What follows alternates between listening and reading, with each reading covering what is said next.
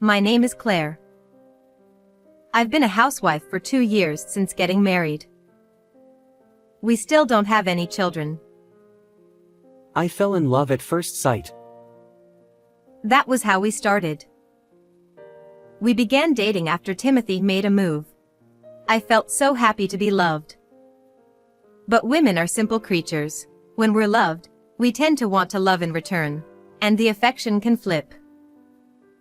Now, I feel like I'm the one who loves my husband more. I'm not unloved by my husband, but I'm definitely way more in love with Timothy. He seems to have sensed that and is okay with me being somewhat demanding. There are things, from cute to a bit excessive. But in the end, love conquers all, right? It's hard to resist when you can forgive anything. Ultimately, I end up getting my way. Being a stay-at-home wife, I do have a certain degree of freedom. I understand that Timothy would feel some dissatisfaction if I didn't indulge some of my whims. Lately, Timothy has been going to his parents' house every time he has a day off. We used to visit them often since they live nearby, but for me, it's someone else's home, and having my mother-in-law there makes me even more uncomfortable. I wish he would spend his days off with me instead. That's what I think, but Timothy doesn't seem to feel the same way. I asked him once, "Why have you been going to your parents' house so often?" There's nothing to do when we're just at home together, right? Just visiting my parents is a way to show that I am a good son. Wouldn't it be better to be filial? Just spending a relaxing day at home together on our day off. My husband considers even that to be a waste of time. The only saving grace about going to my in-laws' house is that my mother-in-law doesn't engage in any bullying and is indifferent to my presence. So, you could say it's easy, but once she opens her mouth, "Still no children? I want to see my grandchild soon." when she says that, it gets a bit tiring. If you let us stay at home on our days off, maybe we could have children. I mutter such complaints in my mind. And since my husband doesn't want me, there's nothing I can do. My husband isn't cold to me, but since having a child isn't something I can do alone, I wish he would show a little more support. When I told Timothy, "I wish you would back me up when your mother brought up having a child." For the sake of filial piety, having a child is important too. Well, we still don't need one, right? If that's the case, could you talk to your parents about it? It's difficult for me to bring it up. I don't care about that. Even when I bring it up, Timothy brushes it off, completely ignoring my concerns. And so, I continued to live in a situation where I felt pressured to have children. As each day passed, the stress slowly broke me down. It seems like Timothy has lost all interest and concern for me, treating me casually, and of course, there's no intimacy between us anymore. Whenever he has free time, he either goes to his parents' house or plays golf with colleagues from work. It's as if he doesn't see me at all. Nowadays, I'm like a housekeeper supporting my husband's life. When I told him, "I want you to value our time together," I come home from work and stay at home, isn't that good enough? he just simply answered like that. And that's the end of the conversation. Oh.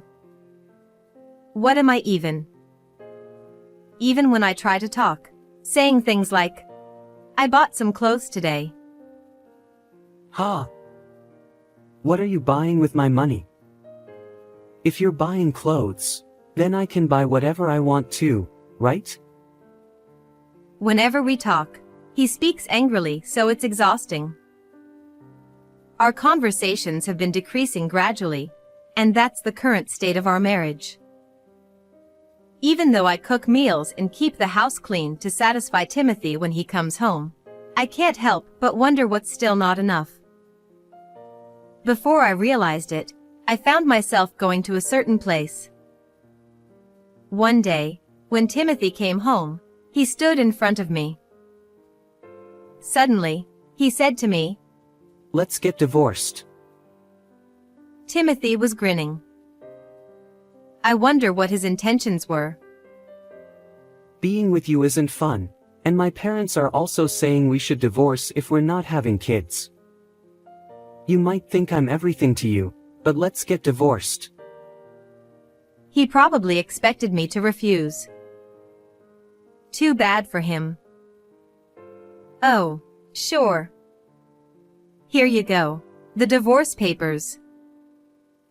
I had already gone to get the divorce papers, so I handed them to him right away. Ha! Divorce? Timothy looked confused. What are you surprised about when you're the one who brought it up? You want a divorce, right? Well, this is perfect. I've had enough too. There's hardly any conversation between us, and whenever I do something, you complain. Your parents might think it's my fault we can't have kids, but it's not just me, right? If there's no intimacy between us, how can we expect to have children? I let out all my complaints, slammed the divorce papers with only my section filled out, and urged Timothy to fill out his part as well. I urged Timothy, and he filled out and signed the divorce papers. Then, I took the papers to the city hall and submitted them immediately. Timothy seemed flustered, but I didn't care anymore. I didn't know why he suddenly brought up divorce, but I had been waiting for this moment. When I returned home after submitting the divorce papers at the city hall, Timothy said to me, "You should leave. This is my house." The panic he showed just a moment ago seemed to disappear. Timothy now looked at me with cold eyes, as if he were a different person altogether. With an even colder gaze than his, I calmly began to speak. "Did you forget? This apartment belongs to me. It's in my name, and I've been living here since before we got married. I bought it when I was working, so you have no obligation to live here. Also, I sold the apartment on my way back from the city hall, so please leave as soon as possible." Upon hearing this, Timothy turned pale in an instant. "Wait, but I've been paying the rent." "Well, we were married until now. But not anymore. Why don't you go to your beloved parents' house? Goodbye." Wait a minute. With property division, half of your savings should be mine. I know about it. You've saved nearly $100,000. I see, so that's what it was all about. It finally makes sense why Timothy suddenly brought up divorce. So, you were after my savings. Well, too bad. This money is what I saved when I was single, so I can't split it with you. Timothy looked stunned. Clearly, he didn't understand at all. With that thought, I quickly packed my belongings and left the house. I returned to my parents' home and told them about the divorce. However, since my sister's family also lived there, I decided not to live with them. With the money from selling the apartment and my savings, I found an apartment to rent. It's in a town not far from my parents' place, so I started living on my own. It was my first time living alone in a while. I found a new job and started working again. I've been leading a fulfilling life. Since we divorced without any alimony or hassle, it's been incredibly easy. I've been enjoying a carefree life without any complicated procedures. Then, after several months, I received a call from Timothy. "Hey! Come back. I can't stand living at my parents' place." He sounded quite agitated. "But you used to love living there so much. Why the sudden change?" I replied casually while watching a movie and drinking beer. As I listened to him, he explained that even after the divorce, he was being pressured into remarriage and constantly nagged to hurry up and show his parents a grandchild. It seems like my in-laws just wanted a grandchild, no matter who the daughter-in-law was. He also mentioned his mother's friends all have grandchildren, so she's feeling anxious. Oh, okay. Good luck with that. I just said so and then hung up the phone. Afterward, Timothy continued to contact me occasionally. He told me that he had arranged a matchmaking meeting with an older woman from the neighborhood and got engaged. Moreover, both families were pressuring them to have children right away. Timothy still talks about getting back together, but to me, it's just the consequences of his actions. He seems to think that if I return, we'll have children together just as I wish. What is he even talking about? He completely ignored me when I was in distress and being pressured. I think it's great. You were the one saying it's important to be filial and have children, right? Isn't this your chance to be filial?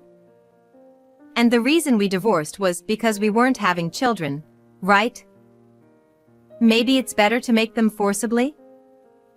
Ah, this beer tastes good today. Seriously, listen to me. That wasn't my intention. I was planning to have children with you in due course, but you agreed to the divorce so easily. I just wanted to be above you. He started making excuses. Oh, my beer suddenly tastes bad, so I'm hanging up. Timothy was shouting something on the other end, but I ended the call and blocked his number. Maybe he thought he could get away with this demand since I've accommodated his whims in the past. The following year, I received a call from my ex-mother-in-law, telling me that it turned out that Timothy was the reason we couldn't conceive, leading to the cancellation of his engagement with the older bride.